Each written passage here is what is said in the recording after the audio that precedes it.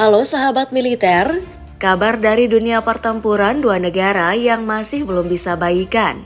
Rusia sempat heboh dengan pasukan Chechnya, Ukraina kini didukung NATO yang akhirnya mengerahkan pasukan khusus mereka untuk membantu Ukraina. Pasukan khusus ini disebut NATO Response Force atau disebut juga NRF. Pasukan ini bahkan memiliki pasukan operasi yang lebih khusus lagi, cepat tanggap dalam menyelesaikan misi. Cukup asing gak sih dengan nama pasukan NRF? Biar gak penasaran, kali ini aku bakal ngebahas soal fakta pasukan NRF NATO yang diperintahkan membantu Ukraina hadapi Rusia. Yuk disimak sahabat militer.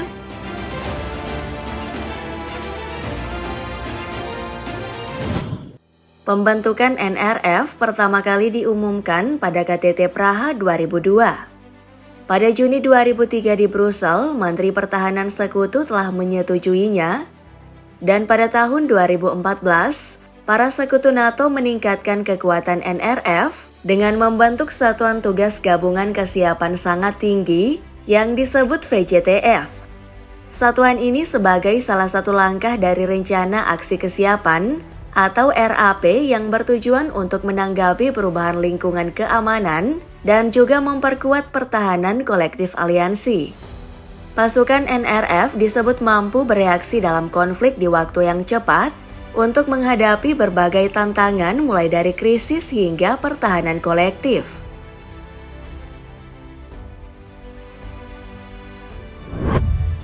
NRF pasukan khusus NATO telah dibekali beragam persenjataan berteknologi tinggi, baik itu untuk pasukan angkatan darat, udara maupun maritim.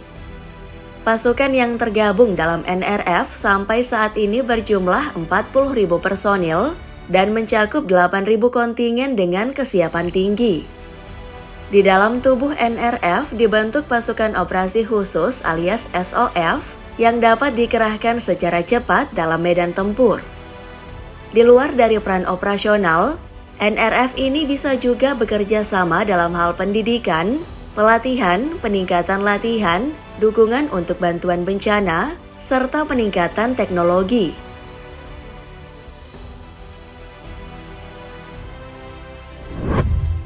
Setelah invasi Rusia ke Ukraina terjadi, NATO sebagai kesatuan yang beranggotakan banyak negara ingin bertindak sebagai penengah.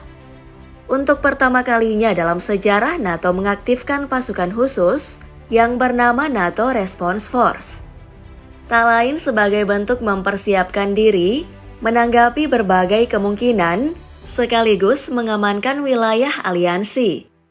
Para anggota NATO telah menyetujui pengaktifan kekuatan pasukannya itu untuk dikirim ke Ukraina. Pada Januari lalu, Pentagon menempatkan 8.500 tentara Amerika Serikat dalam status siaga tinggi untuk misinya itu. Aktifnya pasukan NRF, maka segera pasukan ini diperintahkan ke Eropa, membantu memperkuat negara-negara NATO di dekat Ukraina.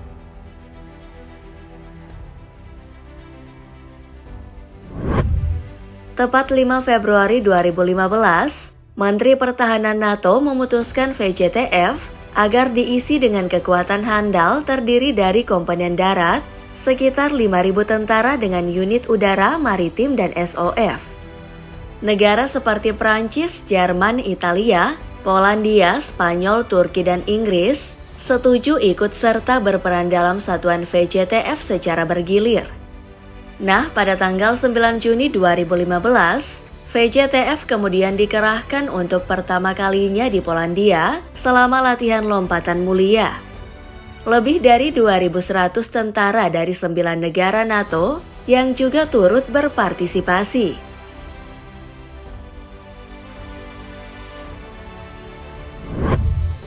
NATO membentuk pasukan yang bisa diandalkan untuk menghadapi segala bentuk ancaman, bukan lagi unit-unit besar yang dipakai layaknya sedang menghadapi perang dingin di masa lalu.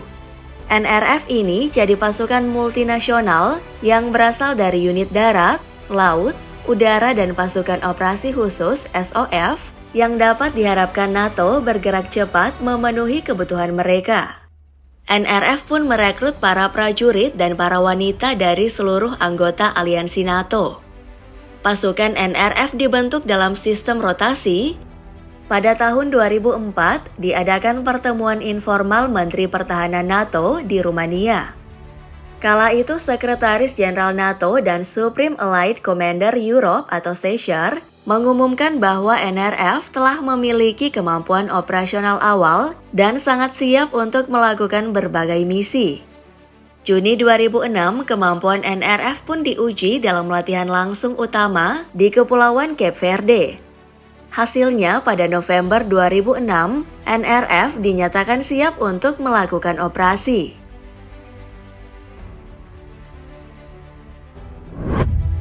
Pengaktifan NRF memang bertujuan untuk meningkatkan pertahanan setelah sekutu yang dipelopori oleh Amerika Serikat mengirimkan ribuan tentara ke anggota timur saat Kremlin bergerak ke Ukraina. Untuk itu NRF memiliki lebih dari 100 jet dalam siaga tinggi yang beroperasi di lebih dari 30 lokasi berbeda, serta lebih dari 120 kapal dari utara hingga Mediterania.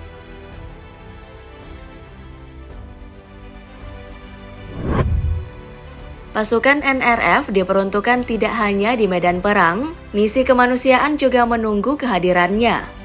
NRF pernah dikirim dalam misi untuk bantuan bencana. Salah satunya mereka dikirim sebagai tenaga bantuan bagi para korban badai Katrina yang terjadi di bulan September dan Oktober 2005. Pasukan NRF juga pernah membantu Pakistan pasca terjadi gempa bumi. Nah, dalam misi yang berlangsung selama 5 bulan itulah, pasukan NRF mengirimkan hampir 3.500 ton bantuan. Pada Agustus 2021, NRF ikut melakukan proses evakuasi dan relokasi warga Afghanistan yang bekerja bersama dengan NATO. Pasukan ini akan selalu mendukung evakuasi di seluruh Eropa, termasuk soal memberi bantuan pesawat angkut, peralatan konstruksi, ambulans, tim medis, tim urusan sipil, dan personil keamanan.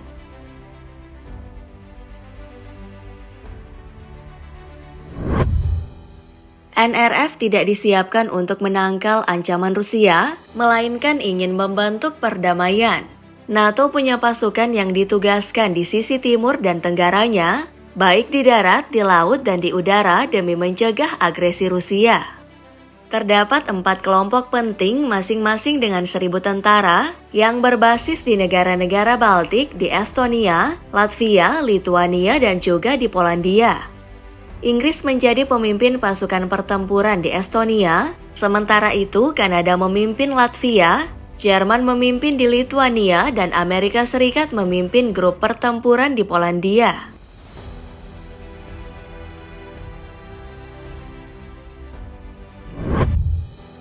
Meski dibentuk NATO, pasukan NRF bisa ditugaskan di mana saja. Hal ini sebagai salah satu bentuk kontribusi NATO pada pelestarian integritas teritorial, operasi dukungan perdamaian, bantuan bencana, melindungi infrastruktur penting, dan pastinya operasi keamanan.